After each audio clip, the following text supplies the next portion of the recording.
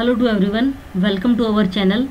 आज हम new series के अंदर जूनियर प्रोग्रामिंग टेस्ट के अंदर एक नया एग्जाम्पल लेके आए हैं। इस एग्जाम्पल में आप देखोगे कि हमें सबसे पहले एक देव प्रिंटिंग कंपनी के बारे में बताया गया है।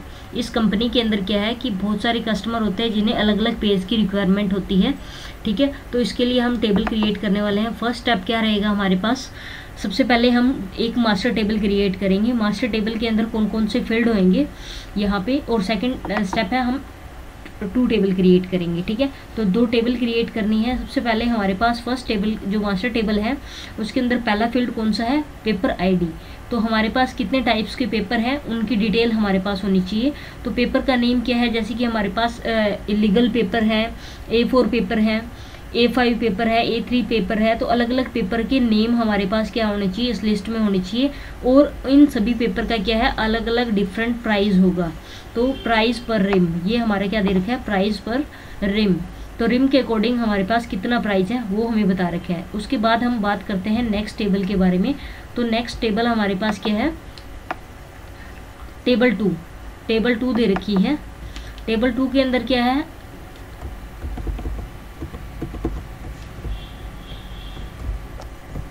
तो टेबल 2 के अंदर हमारे पास नेक्स्ट टेबल है कस्टमर टेबल। कस्टमर टेबल के अंदर हम क्या करेंगे, यहाँ पे कस्टमर की आईडी बताएंगे। सबसे पहले हम क्या करेंगे, कस्टमर को रिकॉग्नाइज करेंगे कस्टमर आईडी से, जो कि इंटीजर में लिखा होगा। और ये कस्टमर आईडी क्या होनी चाहिए, प्राइमरी की होनी चाहिए। उसके बाद इस कस्टमर ने कौन सा पेपर लिया है इसे हम लिंक करेंगे ऊपर पेपर टेबल आईडी से। तो ये हमारे पास क्या होगा, फॉरेन की होगा पेपर टेबल आईडी का। ठीक है, तो पेपर टेबल आईडी ऊपर हमें दिया हुआ है, आप देख सकते हो यहाँ पे। इसके साथ हम क्या करेंगे, इसे लिंक करेंगे पेपर टाइप आईडी को। किसको, पेपर आईडी को हम लिंक करेंगे कस्टमर आईडी के साथ, सॉरी पेपर आईडी के साथ। ओके, उसके बाद देन नेक्स्ट हमारे पास क्या आएगा, डेट, किस डेट को कस्टमर ने पेपर लिए हैं, कस्टमर का नेम क्या है, रिम की क्वांटिटी कितने पास है, हमारे पास कितने रिम अवेलेबल हैं और कितने रिम हमने इशू कर दिए हैं उसकी क्वांटिटी, और टोटल कॉस्ट कितनी हुई है, कस्टमर ने कितनी क्वांटिटी रिक्वायरमेंट की थी और कितने हमने इशू किए हैं और टोटल कॉस्ट क्या है। ठीक है, तो ये सारा किस में सेव होगा, कस्टमर टेबल में। उसके बाद हम नेक्स्ट जो हमें इसमें कंडीशन दी है कि हमें 3 एंट्रियां करनी है, जैसे A4, A5, legal, A3 page की मास्टर टेबल के अंदर पहले से एंट्रियां करनी है। उसके बाद जो GUI हमने क्रिएट करने हैं वो हम क्रिएट करेंगे कस्टमर टेबल के लिए, कस्टमर टेबल के अंदर डेटा स्टोर करने के लिए। तो सबसे पहले हमारे पास paper type should be shown on drop down list. Paper type हमारे पास जो भी है A4, लीगल, A3, ये शो होनी चाहिए एक ड्रॉप डाउन लिस्ट में। और नेक्स्ट हमारे पास क्या है, हमें एक कंडीशन दी गई है कि ओनली 5 रिम इशू होने चाहिए 1 टाइम के ऊपर। एक टाइम पे हम 5 से ज़्यादा रिम इशू नहीं कर सकते किसी भी कस्टमर को। ठीक है, तो ये कंडीशन है। उसके बाद हमने क्या करना है, एक रिपोर्ट क्रिएट करनी है, यहाँ पे जनरेट रिपोर्ट। ठीक है, तो ये हमने क्या करनी है, जनरेट करनी है रिपोर्ट। तो चलिए अभी हम ये जो हमारे पास पूरा का पूरा एक पेपर है इसे सॉल्व करते हैं। तो अभी आपने क्या करना है, यहाँ फाइल में जाना है। ये हमारा प्रीवियस एग्जांपल था। आपने नया एप्लीकेशन लेने के लिए फाइल में जाना है, न्यू पे क्लिक करना है, और हम एक नया प्रोजेक्ट क्रिएट कर रहे हैं तो प्रोजेक्ट पे क्लिक करना है। तो ये क्या करेगा, हमारा एक नया प्रोजेक्ट बिल्ड करेगा। तो हमें प्रोजेक्ट किस में बनाना है, ASP.NET वेब फॉर्म एप्लीकेशन में। ASP.NET वेब फॉर्म एप्लीकेशन में यहाँ पे हम क्या करेंगे, ये एप्लीकेशन कहाँ पे, ये ऑप्शन आपको कहाँ पे मिलेगा, ये आपको विजुअल सी शार्प में ये ऑप्शन मिलेगा। ठीक है, विजुअल सी शार्प में मिलेगा। अगर ये आपके पास इंस्टॉल्ड नहीं है तो आप इसे क्या कर सकते हो, इंस्टॉल कर सकते हो ऑनलाइन ऑप्शन में। यहाँ पे ऑनलाइन ऑप्शन पे जाओगे और यहाँ पे ये वाला जो आपका सॉफ्टवेयर है उसे आप सर्च करोगे। ठीक है, जो भी सॉफ्टवेयर है आपने सर्च करना है। अभी मेरे पास इंटरनेट ओपन नहीं है तो इसलिए हमें ये दिखा रहा है कि नो इंटरनेट कनेक्शन। ठीक है, तो मेरे पास ये इंस्टॉल्ड में ये पहले से सेव है। उसके बाद नेक्स्ट हमारे पास क्या है, वेब एप्लीकेशन में हमें क्या करना है, यहाँ पे इस एप्लीकेशन का नेम देना है। तो मैंने यहाँ पे पेपर कंपनी के नाम से मैंने क्या करना है, एक पेपर कंपनी पेज मैंने यहाँ पे इस वेब एप्लीकेशन का नेम दिया है तो ये अब हमारे पास क्या है, एक नया विजुअल स्टूडियो प्रोजेक्ट क्रिएट कर रहे हैं। तो आपके पास जो प्रीवियस एग्जांपल था वो बिल्कुल क्लोज हो जाएगा और अब हमारे पास एक नया प्रोजेक्ट ओपन हो रहा है। तो अभी आप देख रहे हो यहाँ पे हमारे पास पेपर कंपनी, जो प्रोजेक्ट का नेम है पेपर कंपनी पेज, वो ओपन हो चुके हैं। अब आपने यहाँ पे एक सिंपल सा पेज को ऐड करना है। तो ऐड पे जाएंगे और उसके बाद न्यू आइटम पे क्लिक करेंगे और उसके बाद हम एक वेब फॉर्म ऐड कर रहे हैं। वेब फॉर्म आपको कहाँ पे मिलेगा? अगर आपके पास वेब फॉर्म इंस्टॉल नहीं है तो आप इंस्टॉल करोगे ऑनलाइन में, वरना आप यहाँ पे वेब पे क्लिक करोगे, यहाँ पे वेब के सारे ऑप्शन मिलेंगे। डेटा पे क्लिक करोगे, यहाँ पे डेटा के सारे ऑप्शन मिलेंगे।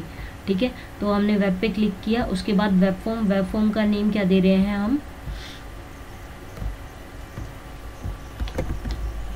देव पेपर, और ये एक GUI फॉर्म है तो इसका मैंने यहाँ पे लिख दिया GUI, देव पेपर GUI। ऐड पे क्लिक करेंगे तो यहाँ पे हमारे पास देखो लिखा हुआ है देव पेपर GUI ASPX। ठीक है, अब हमें यहाँ पे सिंपल सा एक डिज़ाइन क्रिएट करना है, जो कि हम प्रीवियस वीडियो में भी कर चुके हैं। सबसे पहले हम यहाँ पे एक टेबल क्रिएट करेंगे। बॉडी के अंदर मैंने यहाँ पे हेडिंग में लिखा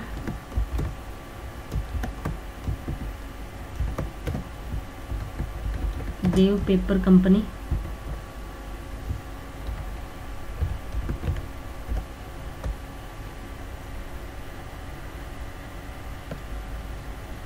ठीक है, उसके बाद यहाँ पे हमने एक टेबल क्रिएट करना है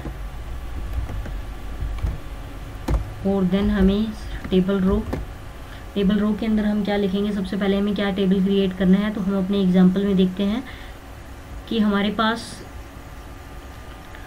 जो हमें सेकंड टेबल के लिए GUI क्रिएट करना है, तो कस्टमर ID ऑटोमेटिकली आएगा प्राइमरी की से, पेपर ID भी ऑटोमेटिक आएगा फॉरेन की से। ठीक है, तो सबसे पहले हमें डेट का, कस्टमर नेम का, और एक सबसे पहले हमें ड्रॉप डाउन लिस्ट बनानी है जो कि पेपर का नेम प्रीवियस टेबल से उठाएगा। तो सबसे पहले यहाँ पे हमने लिखा पेपर नेम, और देन ये हमारे पास क्या होनी चाहिए? एक ड्रॉप डाउन होनी चाहिए। वो किस में आएगा? Sorry, table row. उसके बाद हमें क्या करना है? टेबल हेडिंग के अंदर लिखना है ये सब कुछ। हमने एक रो स्टार्ट की है, इस रो के अंदर हमने एक हेडिंग लिया, पेपर हेडिंग और paper type. Then table data के अंदर हमें क्या लेना है? यहाँ पे एक ड्रॉप डाउन लिस्ट लेनी है, तो हम यहाँ से सिलेक्ट करेंगे ड्रॉप डाउन और इस पर डबल क्लिक कर देना है। ठीक है, ड्रॉप डाउन लिस्ट का नाम हम क्या देने वाले हैं? DDL for drop down list. DDL आप अपनी अकॉर्डिंग कुछ भी नेम रख सकते हो, तो DDL हमने शॉर्ट नेम रख रखा है ड्रॉप डाउन का। ठीक है, और इसमें हम क्या देंगे? पेपर टाइप या पेपर नेम।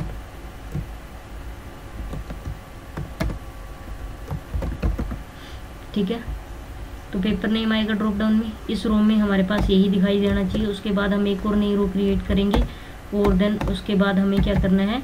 एक हेडिंग क्रिएट करनी है और उसमें हम लिखेंगे डेट। ठीक है, पेपर टाइप किस डेट को लिया है, तो यहाँ पे डेट भी हम किस में लिखेंगे? कैलेंडर के अंदर। यहाँ से कैलेंडर सिलेक्ट करेंगे और कैलेंडर की भी कुछ एडिशनल प्रॉपर्टीज़ होती है कि हमारे पास प्रीवियस मंथ का और जो अपकमिंग डेज है वो डिस्प्ले ना हो, तो उनके लिए भी हम यहाँ पे प्रॉपर्टी लगाएंगे। ठीक है, उसके बाद नेक्स्ट है हमारे पास टेबल रो, और टेबल रो के अंदर टेबल हेडिंग डेट हो गया। उसके बाद कस्टमर नेम हम टाइप करेंगे, और कस्टमर नेम किस में टाइप करना है? आपने टेक्स्ट बॉक्स में। तो टेक्स्ट बॉक्स लेंगे यहाँ से हम, आप इसमें कोड भी टाइप कर सकते हो, बट ये इजी मेथड है। यहाँ पे हमारे पास टूल बॉक्स दिया होता है, तो यहाँ से हम क्या कर लेते हैं? कोड उठा लेते हैं, TXT कस्टमर नेम। ठीक है, उसके बाद देन हमने यहाँ पे क्या करना है? टेबल रो स्टार्ट करनी है, और अभी हमारे पास टेबल के अंदर एंट्री करने के लिए कितनी क्वांटिटी इशू करनी है और कितनी क्वांटिटी चाहिए कस्टमर को। ठीक है, तो कस्टमर को कितनी क्वांटिटी चाहिए इशू सिर्फ और तो कस्टमर को कितनी क्वांटिटी चाहिए, टेबल हेडिंग के अंदर क्वांटिटी रिक्वायरमेंट,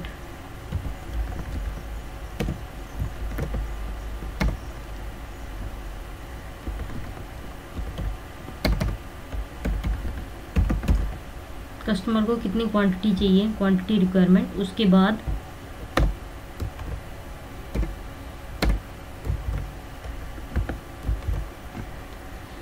क्वांटिटी कितनी चाहिए कस्टमर को, क्वांटिटी रिक्वायरमेंट। उसके बाद हम लिखेंगे, यहाँ पे आप देख सकते हो साथ के साथ हमारा डिज़ाइन रेडी हो रहा है। क्वांटिटी रिक्वायरमेंट किस में लिखेंगे हम, एक टेक्स्ट बॉक्स में, ठीक है। तो यहाँ पे हमारे पास क्या आना चाहिए, टेक्स्ट बॉक्स कि कितनी हमें क्वांटिटी चाहिए। तो इस टेक्स्ट बॉक्स का हम नाम क्या देंगे, txt क्वांटिटी दे देते हैं ताकि हमें पता लग जाएगा क्वांटिटी, ठीक है। और इशू हम कितनी कर रहे हैं वो हमारे पास क्या होना चाहिए, हाँ वो भी हम एंटर करेंगे कि हमने कितनी इशू की है।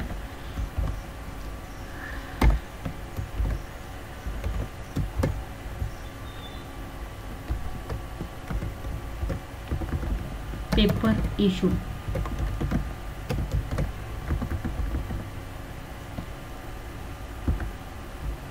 पेपर कितने इशू हुए हैं उसे, ठीक है, वो भी हम इसमें टेक्स्ट बॉक्स में ही एंटर करेंगे।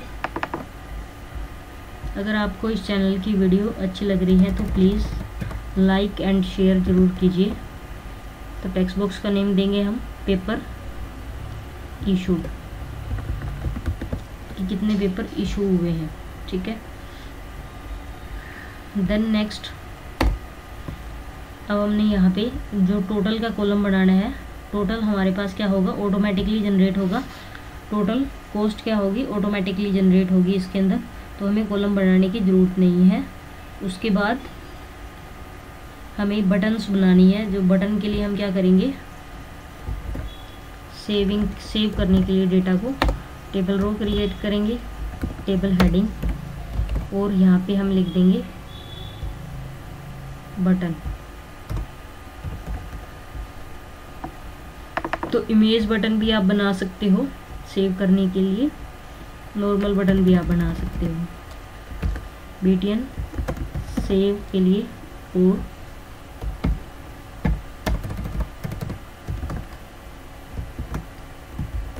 सेव डेटा, ठीक है। और एक और बटन हम बनाएंगे इसमें, जो कि क्या करेगी, इसी रो के अंदर रिपोर्ट जनरेट करेगी। तो सेम रिपोर्ट के लिए हम बटन बना रहे हैं, यहाँ से report BTN stand for button,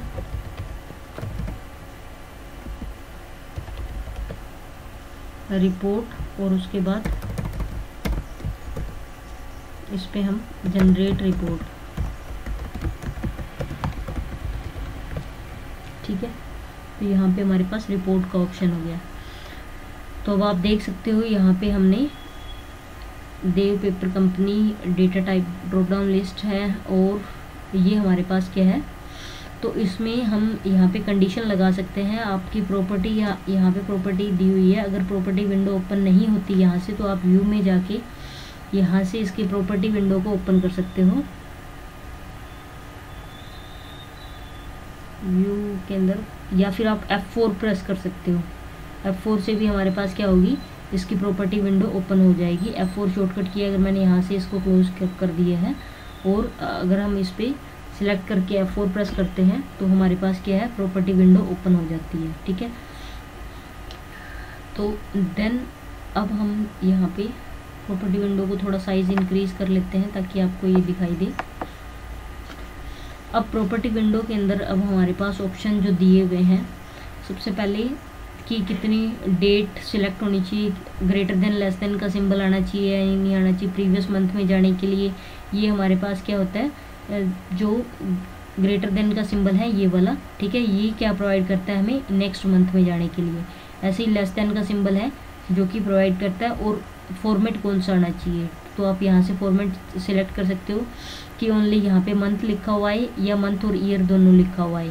तो यहाँ से आप इसका फॉर्मेट सेट कर सकते हो, मंथ और ईयर दोनों, ठीक है। और डिस्प्ले विजिबल डेट्स कौन कौन सी विजिबल होनी चाहिए, तो हमारे पास जो आज की टुडे डेट है वही विजिबल होनी चाहिए, या यहाँ पे हम फॉर्मेटिंग कर सकते हैं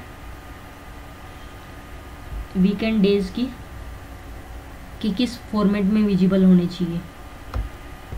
तो अभी आप देख सकते हो यहाँ पे वीकेंड डेज दे रखे हैं। वीकेंड डेज हमारे पास क्या होनी चाहिए, हम इसे ओपन करेंगे तो वीकेंड डेज का कलर क्या होना चाहिए, यहाँ पे मैंने जैसे सिल्वर सिलेक्ट किया है, आप कोई भी कलर सिलेक्ट कर सकते हो। तो हम वीकेंड डेज को कुछ डिफरेंट दिखाएंगे, तो यहाँ पे मैंने डिफरेंट कलर सिलेक्ट कर लिया। ये हमारे पास वीकेंड डेज का कलर सिलेक्ट होगा। फ़ॉन्ट साइज़ क्या होना चाहिए, यहाँ से आप सिलेक्ट कर सकते हो डेट एंड टाइम का। और यहाँ पे एक बेस्ट ऑप्शन है ऑटो फॉर्मेट का। ऑटो फॉर्मेट पे क्लिक करोगे तो यहाँ पे हमारे पास पहले से डिज़ाइन जो कि कैलेंडर पहले से डिज़ाइन है, आप इनमें से कोई भी टाइप सिलेक्ट कर सकते हो, ठीक है। तो मैंने यहाँ पे क्लासिक वाला टाइप सिलेक्ट किया और ओके पे क्लिक करेंगे, अप्लाई पे क्लिक कर देंगे। तो यहाँ पे हमारे पास क्या है, जो कैलेंडर का टाइप है वो क्लासी अप्लाई हो जाएगा, ठीक है। इसमें क्या है, आप जैसे ही इसकी सेटिंग में जाके देखोगे तो यहाँ पे टाइम्स न्यू रोमन फ़ॉन्ट है, ब्लैक कलर है। यहाँ पे आप देख सकते हो फुल मंथ का इन्होंने जो कैलेंडर है वो दिखा रखा है, और यहाँ पे इन्होंने टाइप कर रखा है जो greater than and less than का सिंबल है, उसकी जगह इन्होंने जो मंथ का नेम है वो टाइप कर रखा है, ठीक है। तो ये ग्रेटर देन लेस देन का सिंबल है। तो यहाँ पे इन्होंने क्या दिखा रखे हैं, डे दिखा रखे हैं। डे एंड वीक अगर हम दिखाना चाहते हैं तो हम डे और वीक के आगे जो हमारे पास ग्रेटर देन का सिंबल आ जाएगा, ठीक है। तो ये टेबल ऑटोमेटिकली फॉर्मेट होती है। और ये टुडे डेट के लिए इन्होंने क्या कर रखा है, यहाँ पे आप जाओगे तो टुडे डे स्टाइल में आप क्लिक करोगे तो यहाँ पे इन्होंने इसका बैकग्राउंड कलर चेंज कर रखा है। हम इसका बैकग्राउंड कलर कुछ अलग सेट करना चाहते हैं, जैसे मैंने यहाँ पे ब्राउन कलर सेट करना है, तो यहाँ पे ओके पे क्लिक करेंगे तो यहाँ पे डार्क कलर सेट हो जाएगा, ठीक है। तो ये सब कुछ फॉर्मेटिंग होती है, आप अपने जो प्रोजेक्ट को अच्छा दिखाने के लिए ये फॉर्मेटिंग कर सकते हो। बट अभी हम सिंपल प्रोजेक्ट रेडी कर रहे हैं, तो अभी हमें डेटाबेस एंटर करना है। तो सबसे पहले हम डेटाबेस क्रिएट करेंगे। तो डेटाबेस क्रिएट करने के लिए हमें वही एसक्यूएल सर्वर ओपन करना पड़ेगा। एसक्यूएल सर्वर 2012 है मेरे पास। तो मैनेजमेंट स्टूडियो ऑन हो रहा है जिसमें हम ये टेबल क्रिएट करेंगे। तो चलिए अभी हमें एक डेटाबेस क्रिएट करना है। राइट क्लिक करेंगे डेटाबेस के ऊपर और न्यू डेटाबेस पे क्लिक करेंगे।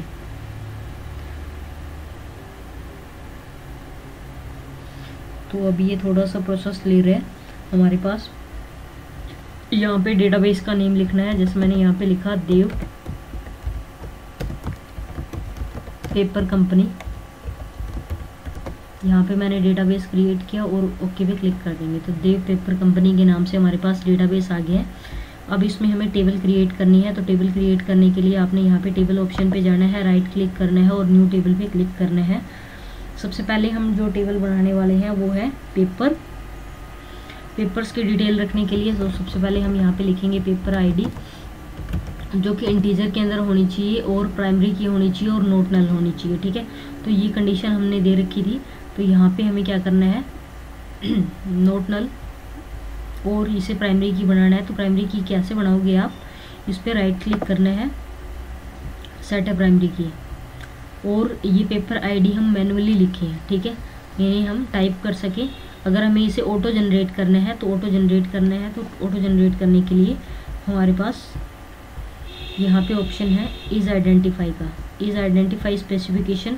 यहाँ पे आपने क्या करना है, क्लिक करना है यस, यहाँ पे हमें यस प्रोवाइड करना है। तो डबल क्लिक करोगे तो इज़ आइडेंटिटी पे आप क्लिक करोगे और यहाँ पे यस प्रोवाइड करना है। तो ये वन स्टेप हमें क्या करेगा, नंबर को इंक्रीमेंट करके ऑटोमेटिकली ऐड करता रहेगा। उसके बाद हमें यहाँ पे पेपर नेम जो टाइप करने हैं, पेपर नेम हम किस में लिखेंगे, वेरकेयर के अंदर लिखेंगे और 50 साइज़ के अंदर लिखेंगे। ये नल हो सकते हैं, नहीं ये भी नल नहीं होने चाहिए। उसके बाद नेक्स्ट है हमारे पास प्राइस पर रिम, प्राइस ऑफ रिम लिख देते हैं।